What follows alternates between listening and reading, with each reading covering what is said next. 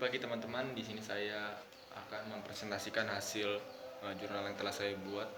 Sebelumnya perkenalkan dulu, saya Rizal Irfando ingin mempresentasikan hasil jurnal yang telah saya buat, yaitu analisis ekspor kopi Indonesia ke Amerika Serikat pada tahun 2010 sampai 2018.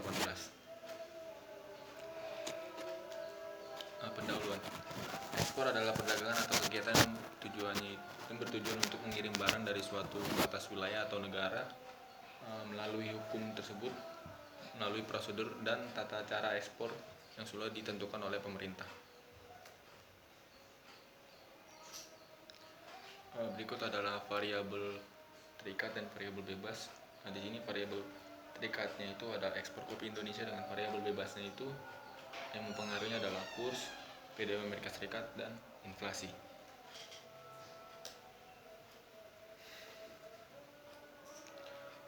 Tujuan penelitian ini bertujuan untuk mengetahui dan menganalisis faktor-faktor apa saja yang mempengaruhi ekspor kopi Indonesia ke pasar Amerika Serikat, guna memberikan syarat dan kebijakan untuk menghasilkan keuntungan bagi Indonesia.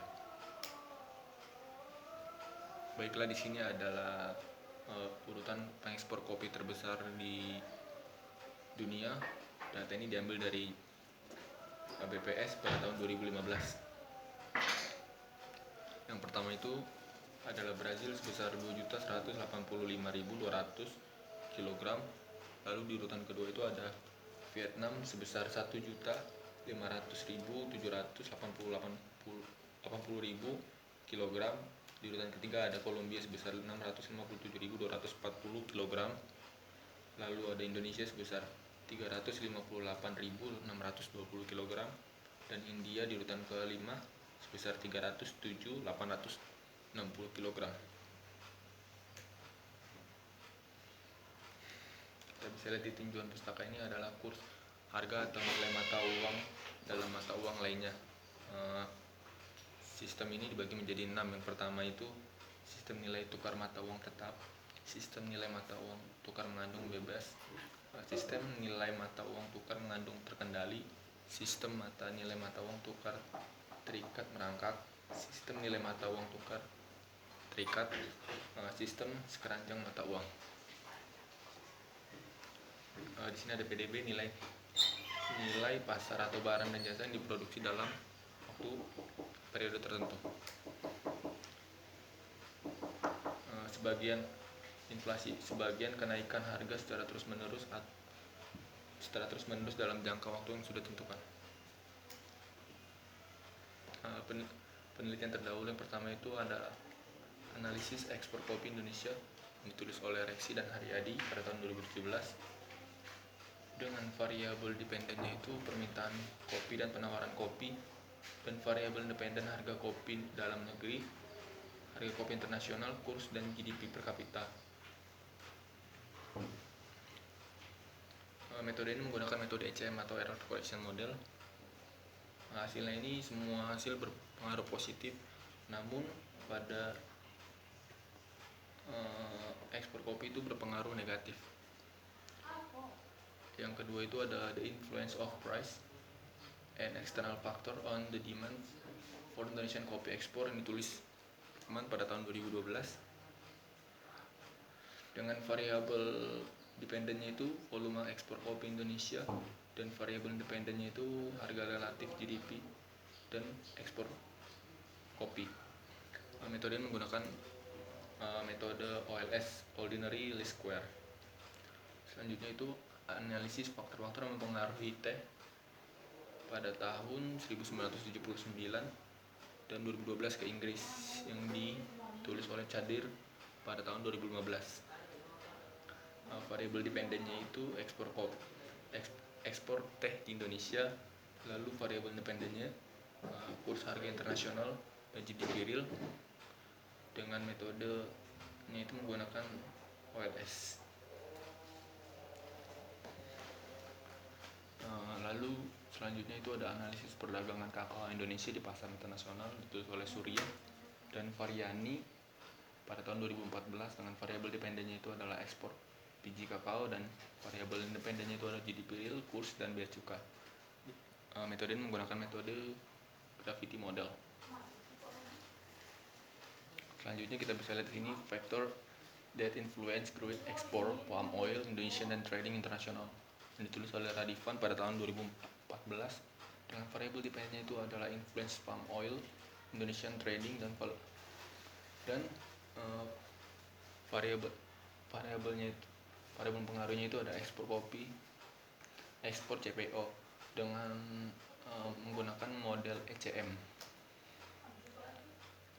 Lalu kita bisa lihat di sini analisis faktor-faktor mempengaruhi ekspor kopi sebagai komoditi unggul di Jawa Timur yang ditulis oleh Mami Liating tahun 2006. Dengan volume ekspor itu di variabel dependen, dan variabel dependennya itu adalah harga kopi produksi dan harga kopi produksi kopi internasional dan krisis ekonomi dengan menggunakan analisis linear berganda. Selanjutnya itu analisis ekspor kopi di Indonesia pada tahun 2017 yang ditulis oleh Nopriyadi Haryadi. Volume ekspor kopi di bagian independen, dan variabel independennya itu adalah harga kopi dan kurs serta GDP. Metode ini menggunakan metode ECM atau Error Correction Model.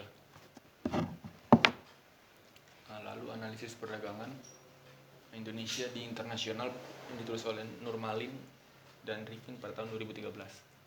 Kita bisa lihat ini volume ekspor kopi itu adalah variabel dependen, dan GDP real Indonesia serta GDP real itu adalah variabel independen.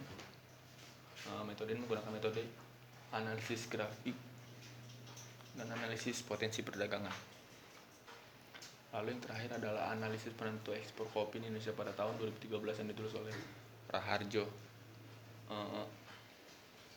Dengan variabel independennya itu adalah volume ekspor kopi Indonesia, dan variabel independennya itu adalah GDP real dan kopi retail. Regresi ini menggunakan regresi linear berganda. Baiklah, di metode penelitian ini jenis dan sumber data yang penelitian ini di dalam bentuk time series atau runtun waktu dari tahun 2010 sampai 2018. Adapun sumber data peroleh dari instansi ataupun BPS dan juga BI.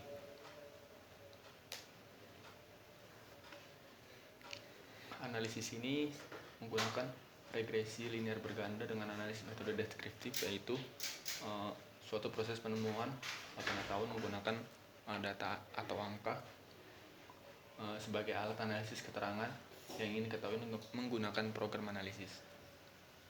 Kita bisa lihat di sini Y sama dengan beta 0 plus beta 1 X1 plus beta 2 X2 plus beta 3 X3 plus E, di mana Y ini sama dengan ekspor kopi Indonesia dan beta 0 ini adalah konstanta, serta X1 ini adalah nilai tukar rupiah per dolar Amerika Serikat, dan PDB Amerika Serikatnya ini pada variabel X2 dalam bentuk US dollar, dan X3 nya ada inflasi.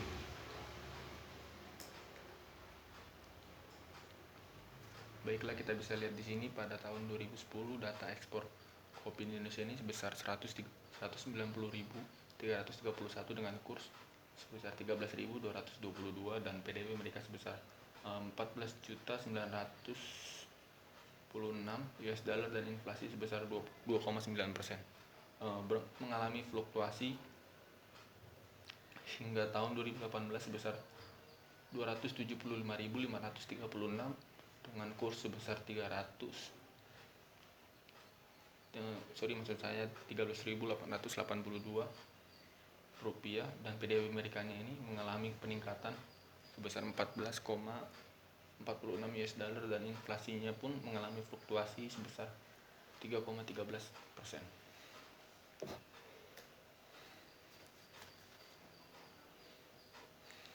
Oke, di sini kita bisa lihat di mana variabel X1, X2 dan S3-nya ini hanya variabel X2, yaitu PDB Amerika Serikat, yang berpengaruh positif dan juga signifikan dikarenakan koefisiennya ini semuanya ini berpengaruh positif.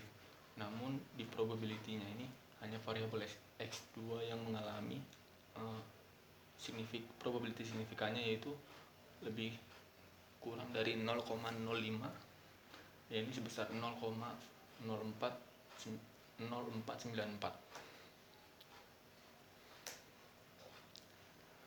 pengaruh kurs terhadap ekspor kopi Indonesia ke Amerika Serikat dengan variabel kursnya ini, dan variabel terikatnya adalah ekspor kopi Indonesia dengan koefisiennya ini sebesar 55,96481 dengan tabel T hitungnya sebesar 4,30265 dengan probability-nya itu sebesar 0,2025 dengan keterangan tidak terima. Maka menyatakan bahwa variabel pengaruh kurs ini tidak berpengaruh positif dan tidak signifikan terhadap ekspor kopi ke Amerika. Selanjutnya kita bisa lihat variabel bebasnya ini PDB Amerika Serikat dan variabel terikat yaitu ekspor kopi Indonesia dengan koefisien 11872.24 dengan T hitungnya itu 3,18245 dengan probability-nya sebesar 0,0494 dengan keterangan diterima. Yang kita bisa lihat berarti pengaruh PDB Amerika Serikat berpengaruh positif dan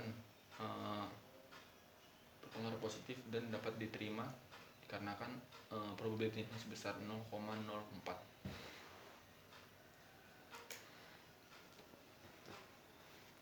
Lalu pengaruh inflasi terhadap ekspor kopi di Indonesia, kita bisa lihat variabel bebasnya ini adalah inflasi dan variabel terikatnya adalah ekspor kopi Indonesia dengan koefisiennya sebesar 10,287 dengan T hitungnya itu sebesar 2,13185 dan probability-nya sebesar 0,9447. Maka menyatakan tidak diterima.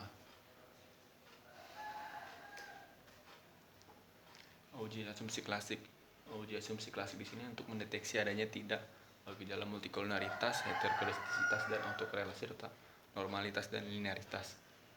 Data penelitian ini berdistribusi secara normal atau tidak, di mana apabila terjadi penyimpangan terhadap asumsi klasik, maka model dalam penelitian ini tidak valid.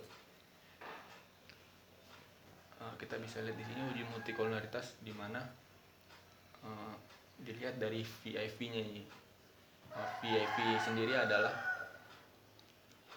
variant inflation model factor, yaitu di mana VIV-nya ini kurang dari 10. Jika lebih dari 10 maka terjadi multikolonaritas. Selanjutnya heterokodastisitas. Pada uji heterokodastisitas ini dilihat dari probability Chi-square 3-nya ini sebesar 0,6556.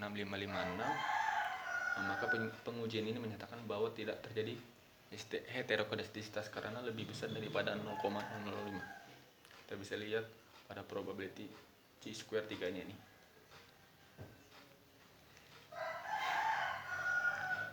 Pada uji autokorelasi kita bisa lihat di sini pada probability Chi-square 2-nya sebesar 0,0643, di mana lebih besar daripada 0,05, menyatakan tidak terjadi autokorelasi. Begitu pula dengan uji normalitas, J-square-beranya ini sebesar 817865 dengan probability-nya sebesar 0,664359, maka menyatakan bahwa uji normalitas ini tidak terjadi berdistribusi normal karena lebih besar daripada 0,005. Maka kesimpulan yang saya dapat yaitu dari kesimpulan ini, kurs dan PDB Amerika Serikat serta inflasi berpengaruh pada ekspor kopi Indonesia untuk pasar internasional. Lalu selama 8 tahun belakangan, mulai dari tahun 2010 sampai 2018, perkembangan ekspor kopi di Indonesia untuk pasar internasional cenderung mengalami fluktuasi, secara rata-rata mengalami kenaikan. Yang ketiga ini adalah ekspor kopi Indonesia ini bersifat elastis terhadap produksi kopi Indonesia, namun ini elastis terhadap permintaan kopi di Indonesia. Ekspor kopi Indonesia yang cadangan devisa serta inflasi. Baiklah, terima kasih. Sekian presentasi dari saya. Mohon maaf bila ada kesalahan kata. Terima kasih dan selamat pagi.